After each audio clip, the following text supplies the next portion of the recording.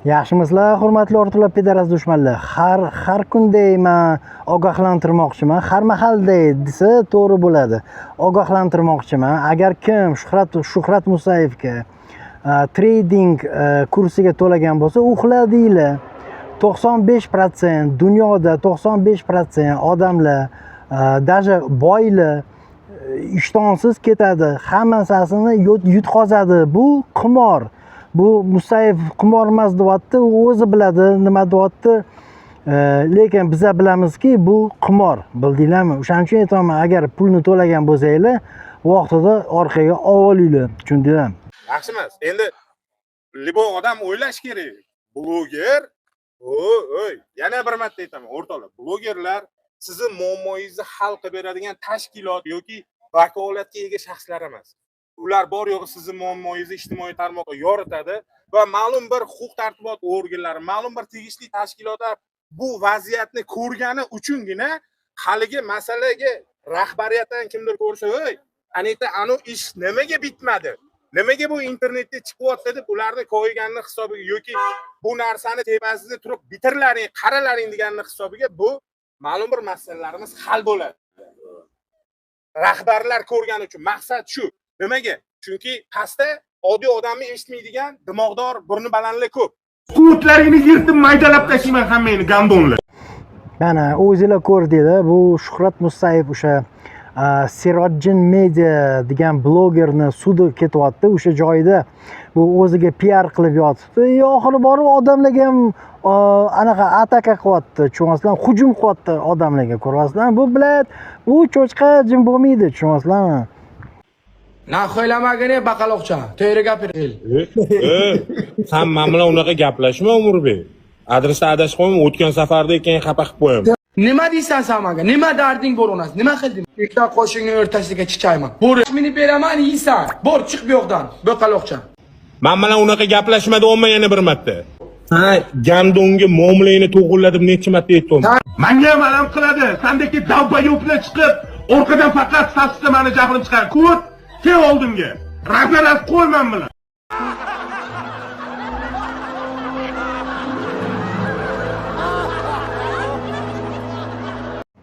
Mana endi islomchilarning butun hayotini, planini eshitasizlar.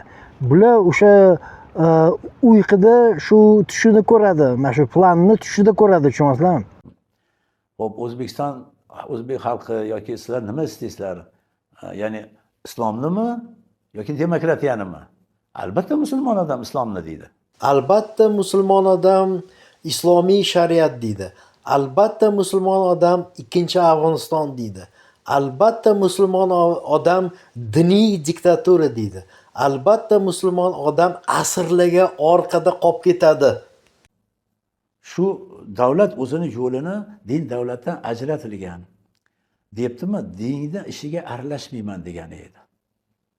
Din ham meni ishimga aralashmasin degani edi. Bu ajratilgan degan so'z shu tagida shu maqsad yotadi. Bu qoida Sovet davrida ham, undan boshqa dunyoviy davlatlarda ham xuddi shunday nima bizga endi o'tib qoldi-da endi. Shunaqa qoida. Xo'p, mayli, shunday desak ham, asosiy qonun asosida boshqarilishi kerak bo'lgan davlat dinning ishiga aralasha boshladi. Rostami otaxon, mabodo din birinchi bo'lib odamlarning ishiga aralashish boshlamadimi? Din davlatning ishiga birinchi bo'lib aralashishni boshlamadimi? Din xuliganga o'xshab bir-birini urib, bir-birini boshini toshlardan sindirib, bir-birini o'ldirib, shunaqa ishlar qilishni boshlamadimi mabodo? Otaxon, adashmayapsizmi? Isloh qilishimiz kerak, ahvolimiz yaxshi emas, dindan chekinib ketganmiz, asl dinni keltirishimiz deganlar bir boshqa tomonga tortdi, u bo'ldi, bu bo'ldi. Jamiyat endi bo'linib qoldi. Ikkitaga emas, bir nechta nimaga va orada bir-birlari bilan oldin dahanaki jang. So'ngra hatto mushlashuvlargacha. Mushlashishda esa qo'llarda tayoq bilan, toshlar bilan bir masjid ikkinchi masjidga hujum qilib boradi jumadan keyin. Buni imom fatvo beradi. Mana Andijonda shunday voqea bo'ldi. Andijonda orasi 500 metr keladigan ikkita masjid bor. Mana unisi jami deyiladi, nargisi Devanovoy masjidi.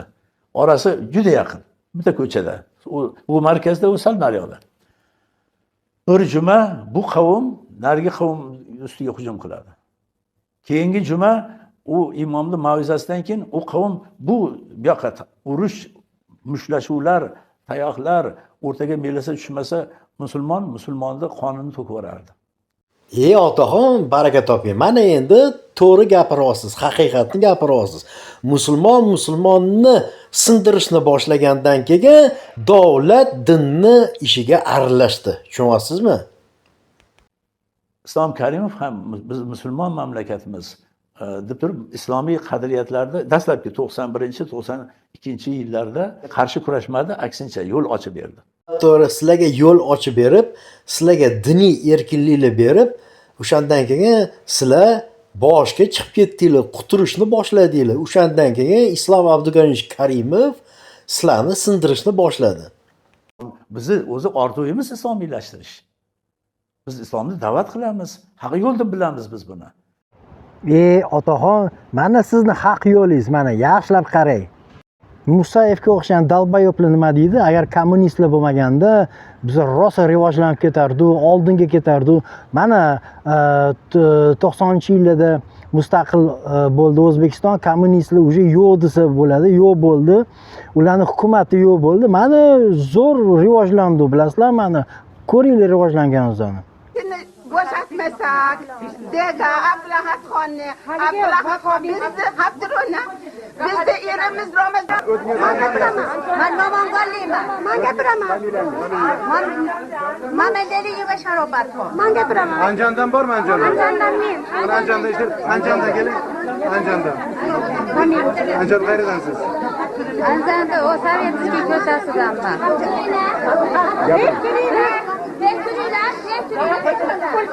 Mana Ramazoni sharifda qancha bir nimali bilan tutib endi shodiyona bayram qilamiz deb turgan vaqtimizda narigi masjiddagilar jomiyada bostirib kiramiz. Jomiya bizniki. Bu yerda bu vahhobiylarning orqasidan namoz o'qish durust emas. Vahhobiylarni kim o'ldirsa shahid bo'ladi degan gapni chiqarishyapti. Bizni ham 7-8 tadan bolalarimiz bor.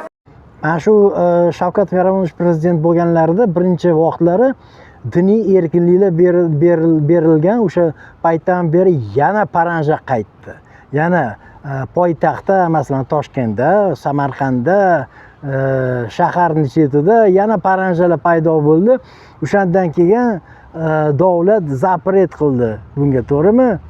Agar zapret qilmaganda hozir 100% O'zbekiston paranja bo'lib ketardi. Mana sani onangizki mustaqilliging desa bo'ladi.